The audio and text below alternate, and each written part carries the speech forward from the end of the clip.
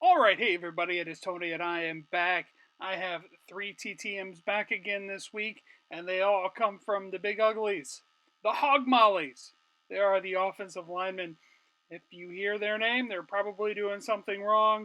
If you don't, they're doing something really well. So we're going to start off with the first one, and it comes from Randy Cross, Joe Montana's protector on the front side. He was also his center for a number of years. That's where he started his career. Joe Montana was drafted by the 49ers in '79, so Randy Cross is already 3 years into his NFL career. Randy Cross was the 3-time Super Bowl champion. His very last game was a Super Bowl in 1989 with the 49ers victory, because that's what the 49ers did in the 80s. After his NFL career ended, he went on to become a broadcaster for NBC and CBS. That is where I know him mostly as a broadcaster. He did some games for Notre Dame on NBC, and now he does NFL games on CBS.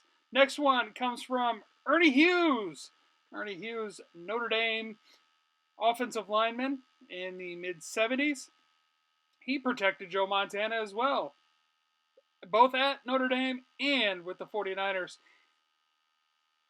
He played most of his career with the New York Giants. He was part of the 1981 New York Giants team that made the playoffs for the first time in 18 seasons, 1963, 1981. They missed the playoffs. And the final TTM comes from Keith Sims. He was responsible for blocking Dan Marino's backside. Yes, Dan Marino, the greatest of all time. Don't even argue with me because he is the greatest of all time. In 1990, the Miami Dolphins were super close to trading Dan Marino to the Los Angeles Raiders.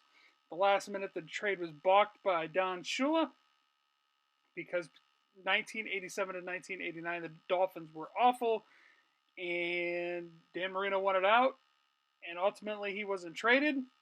So they bolstered up the offensive linemen in the 1990 draft. They took Richmond Webb first, and then they followed that with Keith Sims. Both offensive linemen, Keith Sims and Richmond Webb, blocked Dan Marino's backside.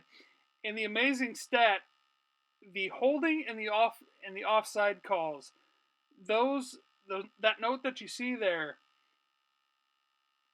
it's a little misleading because Pro Football Reference only has it listed between 94 and 99, I think.